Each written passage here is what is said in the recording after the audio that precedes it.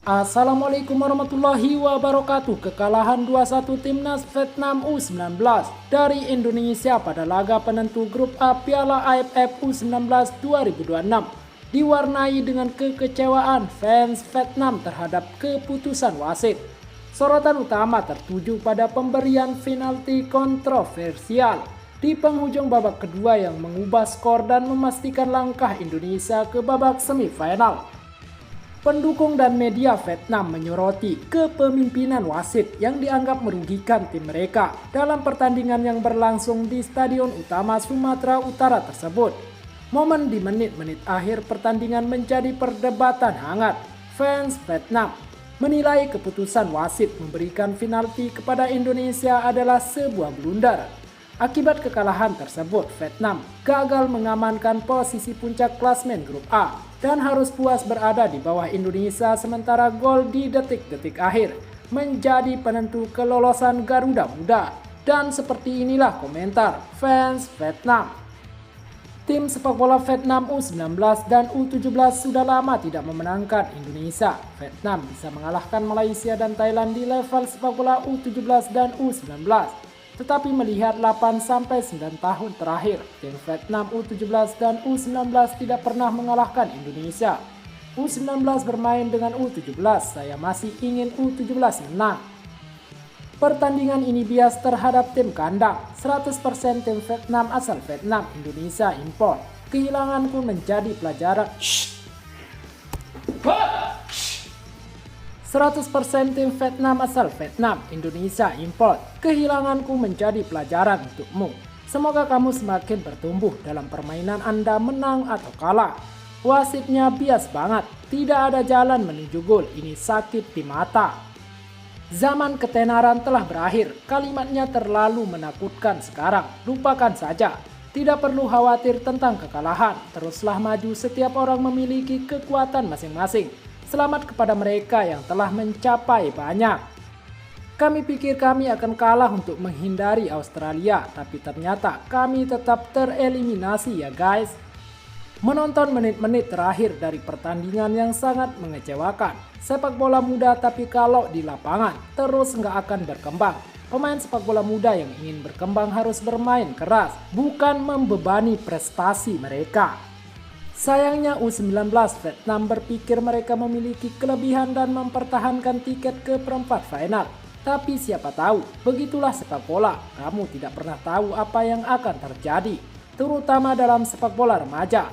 Saya harap pertandingan berjalan dengan baik, tapi tidak pasti kita akan menang atau kalah. Mungkin kita akan beruntung dan mendapatkan tiket untuk kembali dan mencoba nasib kita. Tunggu berita tentang wasit, sekarang kita harus menerima wasit. Permainan anak-anak tapi tuan rumah punya semua trik kotor, benar-benar menjengkelkan untuk dilihat.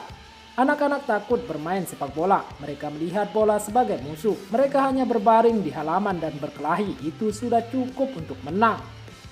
Kalah karena tidak ada VAR, sayangnya menahan bola dalam menit terakhir untuk menyamakan keadaan sudah cukup. Mengapa menyerang? Pertandingan belum selesai, tapi para pemain sudah bersorak dan tidak khawatir tentang pertahanan. Pelatih Jepang tidak cocok untuk sepak bola Vietnam.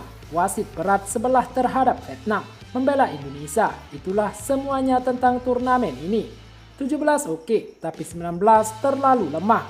Apa yang buruknya tidak fokus pada menit-menit terakhir hanyalah masalah yang wajar. Berharga, cukup lihat wajah pelatih untuk tahu seberapa maju dia. Oh, seluruh Vietnam Selatan perlu kehilangan Vietnam. Jika Anda melakukan kesalahan pada menit terakhir dan tetap kalah, itu hanya alami untuk kalah. U19 Vietnam belum bisa mematahkan pertandingan, belum juara, jadi kali ini kemungkinan besar Australia U19 memenangkan piala. Dapat pengalaman dari belakang, Thailand masih kalah sama sepak bola U17. Di dalam zona yang dilarang, tapi tidak bijak bermain dengan ceroboh.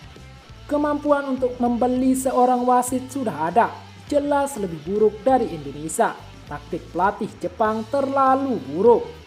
Sayangnya di menit terakhir lembur ketahuan oleh wasit karena menerima suap. Generasi ini terlalu buruk dalam bermain dan fisik, mereka masih kalah dari generasi U17 baru-baru ini.